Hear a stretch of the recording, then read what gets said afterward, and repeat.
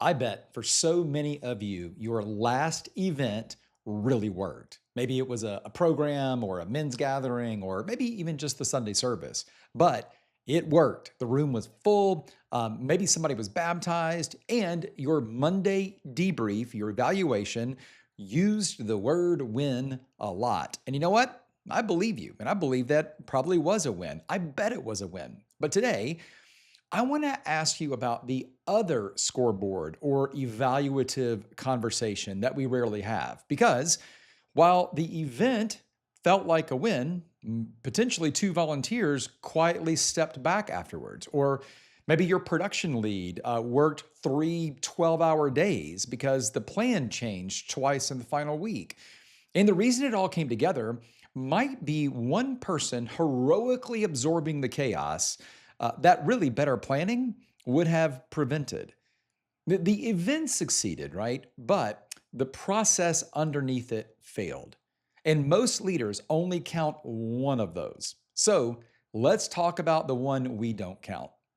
Hey, I am so glad you are back. If we've never met, my name is Gavin, and this podcast exists to help people just like you, people working in churches, working in leadership spaces, to add more intention to your mission. And today's topic really does have some layers to it. And the deepest layer is the one I think most of us just never pause long enough to look at until it's really, really expensive and we've suffered a lot of consequences. So here's kind of the setup.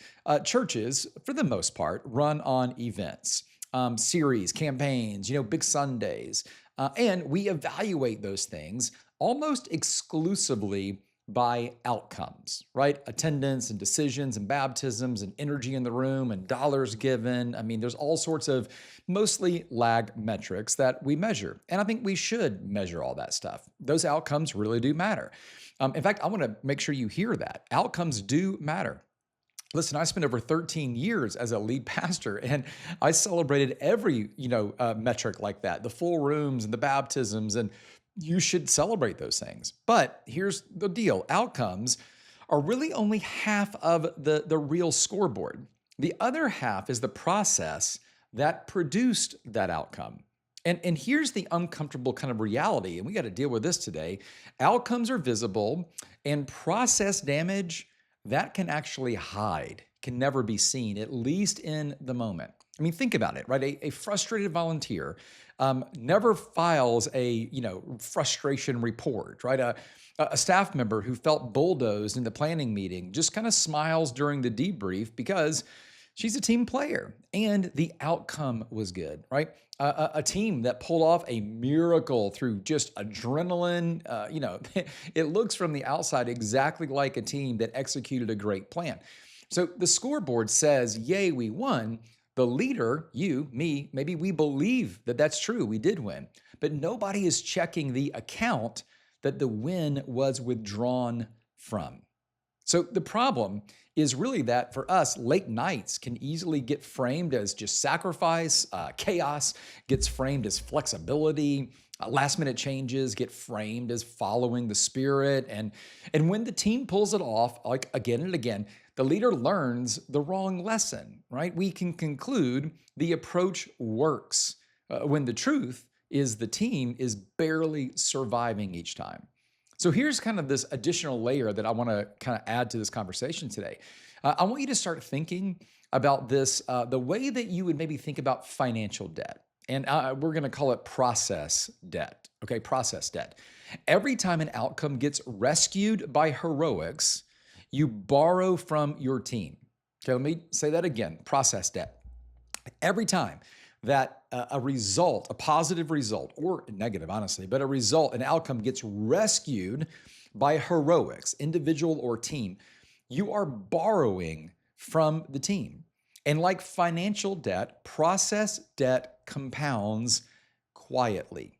Like you never get a statement in the mail, right?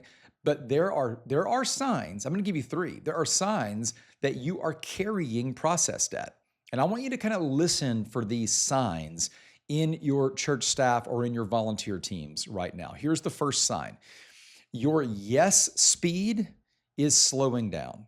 So when you ask people to serve or a staff to take on a project, The enthusiasm gap between the ask and the answer is growing larger, right? People still say yes, but they hesitate a little bit longer. That hesitation is interest accruing. Here's what it's telling you. It's telling you that they have said yes enough to know that the outcome still may be possible, but the process to get there is going to be painful. And so they are hesitant to say yes. That's the first sign. Okay. Here's the second sign. Your veterans, right? These are their volunteers or staff or people who've been around for a while. Your veterans are volunteering for smaller roles in less time. Like the people you used to run, who used to run point, are now asking to just greet or park cars or serve somewhere with a very clear stop and start time without much wait. And listen, they still love the church. They just learn to protect themselves from your lack of planning. And here's the third sign you got to look for. Your recruiting pitch is doing more work than it used to, and it requires more work than it used to. If you're having to sell harder to fill the same roles that you used to easily, fill 2 years ago, the role probably didn't change, but the reputation of serving in those roles, that did change. Like, think about those three signs. Any one of those signs means that the debt is real, and it probably means the bill is getting closer and closer to due. So here's the principle. And if you just take kind of one sentence from today's conversation, this is the thing to remember, okay? A real win requires a good outcome and a good process, okay? A holistic, a real win requires a good outcome and a good process every time, both of those each time. And so how you win is part of what you win. When the outcome is strong and the process was healthy, you win twice. You get the result plus a team that trusts the next assignment, that is excited about the next opportunity. When the outcome is strong, but the process burns people though, you financed the result with your team's trust. And listen, to use that financial metaphor, the payment comes due later and it comes with interest. This principle really should change how you debrief services and events and anything that you do. I mean, again, most debriefs ask one question. When you evaluate, you ask, did it work? Did people come? And a leadership level debrief asks a second question. If you want to be a great leader, you ask another question. What did it cost the people who made it work? That second question is where culture gets built because your team is listening to what you measure. Whatever you count at the evaluation, at the debrief, is what they believe that you value. So what do you do with this? Let me give you an assignment that you can just tackle this week if you'd like. I'm going to give you two things to consider. Okay, here's the first move. I'd love for you to audit your last win. And hopefully that just happened maybe this past weekend. Audit your last win. At your next staff meeting, right? Put your most recent celebrated win back on the table and ask a couple of questions out loud, right? And not did this work, but what did this cost the people who built it? What got done through heroics that a system should have handled? And what would the volunteers who signed up to serve, would they do it again tomorrow? Or would we be struggling to pull them back in?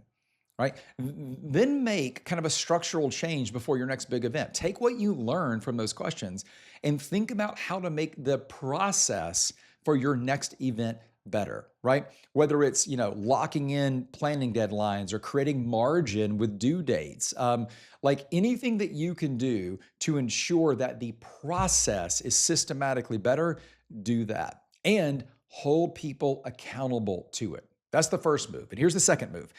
I'd love for you to make 2 phone calls in the next 7 days, right? And these can be very quick, like 10-minute phone calls. But call 2 volunteers who served at your last big event and ask them this question.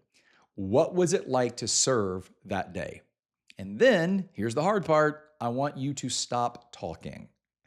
I do not want you to ask if they'll do it again. I don't want you to recruit, none of that, okay? I just want you to ask about the experience and listen. And odds are you will learn more about your process in those 2 10-minute phone calls than any internal staff evaluation or debrief will ever give you. Because those volunteers are going to tell you the truth, boots on the ground truth. They weren't backstage in a green room, they were out in the middle of it, right? And they're going to tell you the truth. And it's going to be very personal for them. And they're going to say things that your staff or the people in the meeting may never actually tell you. And here's the bonus, by the way, the call itself starts repaying the debt if you owe it. Just by asking people how you can do this better next time starts repaying the debt if it has been collected. I mean, people trust leaders who ask about how to make things better for them. Listen, great outcomes that are built on broken processes are actually losses with just good photos. So if you're having good outcomes, but the process is broken, you are costing yourself and your team a lot, but you might not know it. So this week, run that audit, make those 2 phone calls, and take what you learn. Don't be defensive about it. Think about how you can make structural changes to your processes. So that way, the outcome and the process are both wins. I mean, and if you count both of those on the scoreboard, you end up with 2 wins that stick.